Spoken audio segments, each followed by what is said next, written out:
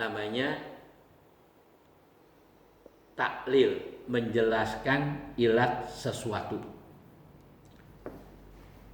Nah, terus yang kedua atau ilah, al-illatu.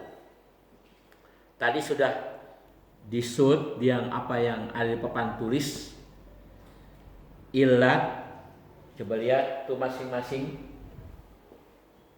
Ilat ta'rifnya ma yahtaju ilaihi syai'u. Ilat terbagi dua, ada ilat mahiyah, ada ilat wujudiyah. Mahiyah apa? Gaya, bentuk. Mahiyah. Seperti orang sholat. Orang sholat, al-musolli atau sholat, orang sholat, musolli. Simpael, orang yang sedang sholat. Itu harus kita lihat dengan ilat. Pertama kita lihat adanya qiyam, adanya ruku, adanya sujud, baru bisa dinamakan sholat. Qiyam, dia berdiri menghadap kiblat. Kalau hanya qiyam saja, itu belum jelas apakah dia sedang sholat ataupun bukan. Orang kadang-kadang berdiri nungguin mobil, ya kayak cuman berdiri doang. Tapi ketika dia sudah ruku, ketika dia sudah sujud, baru dinamakan sholat. Jadi gaya orang sholat, bentuknya orang sholat, adanya qiyam, adanya ruku, adanya sujud. Nah, ini ilat. Jadi kita, oh itu orang lagi ngapain? Kayak ruku, nonggeng, orang lagi nyapu, karena megang sapu. Itu tanda. Jadi di sini al-illatu ma yahtaju ilaihi syai'u fi mahiyatihi. Ah, tuh. Bermula ilat yaitu apa-apa yang diperlukan oleh sesuatu. Jadi sesuatu yang ente lihat di sini, mau listrik, mau AC yang indoor yang di dalam, AC yang outdoor yang di luar dan lain sebagainya, itu jelas. Itu perlu tanda. Nah, tanda ini ilat. Jadi ma yahtaju ilaihi syai'u, apa-apa yang diperlukan oleh sesuatu. Jadi sekali lagi di sini, apapun yang ente lihat, apakah itu ciptaan Tuhan, apakah itu ciptaan manusia, seperti saya katakan tadi spidol, ciptaan Tuhan manusia, beda. Kita bisa lihat, oh dia laki-laki, dia perempuan, ilatnya apa? Tandanya apa? Oh kalau perempuan tandanya umpama tuh. Laki-laki umpama apa tandanya? Jelek, umpama tepos pantatnya. Kalau perempuan tandanya apa? Nah ini ilat. Jadi ilat ada yang dilihat mahiyahnya, bentuknya, gayanya, dan ada yang dilihat fisiknya. Kembali lagi ke papan tulis tadi, kita lihat. Coba lihat, no. Ilat tuh takrifnya ma yahtaju ilaihi syai'. Ilat terbagi dua, ada mahiyah, ada wujudiyah. Mahiyah itu misaluhu as-shalat atau musolli.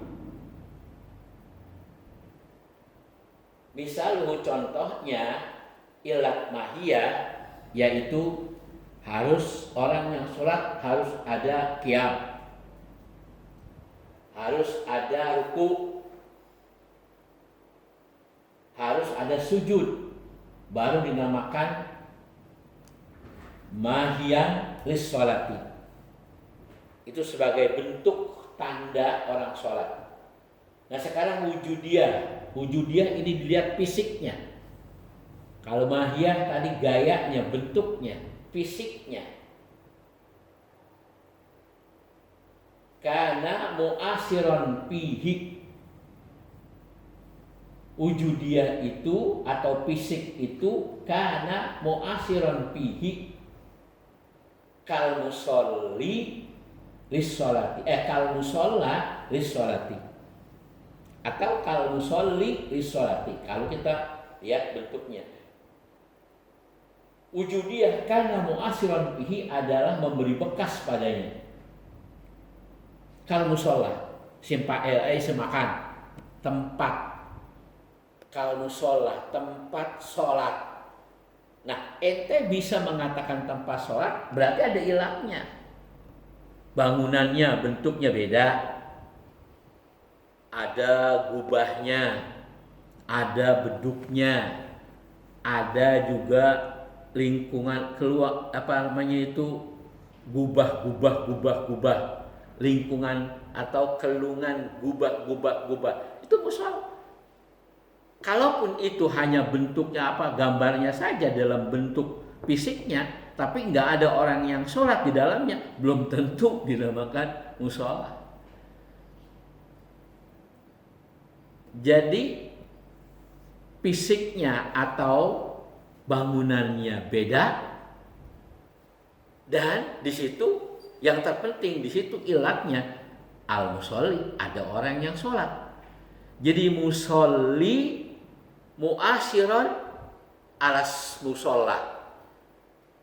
Musolli orang yang sholat, mu'asyiron memberi bekas, memberi pengaruh, ilal musolla ke musola tempat sholat. Kantor, ini kenapa dikatakan kantor? Berarti ada meja kantor, ada bangku kantor. Beda, bentuknya juga beda dengan kamar, dengan hujroh. Itu semuanya kita lihat. Jadi segala sesuatu yang kita lihat di sini, kalau kita lihat, kita nilai dengan tanda, baik itu tanda yang sifatnya mahiyah atau yang sifatnya wujudiyah, jelas kagak bakal salah. Katakan saja di depan sekolah ada pohon mangga. Banyak pohon mangga, ada mangga dermayu, ada mangga harum manis, ada mangga yang lain dan lain sebagainya. Dari mana kita bisa tahu itu? Nah, bentuk mangganya, bentuk daunnya, ilat daunnya. Harum manis daunnya beda dengan dermayu.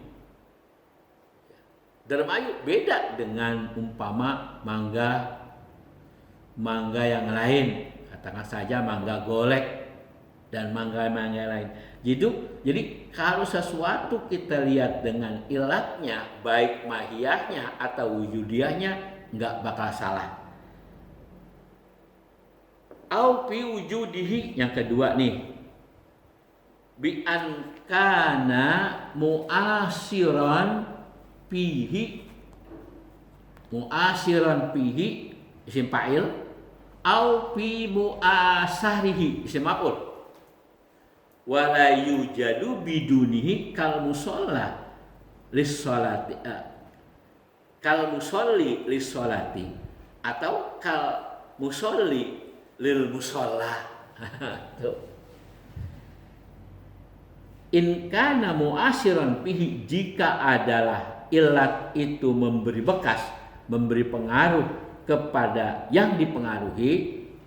Katakan saja di ruangan itu ada orang sholat, berarti kita lihat bangunannya bentuknya beda, ya, dengan kamar, dengan kantor, dengan ada gubahnya.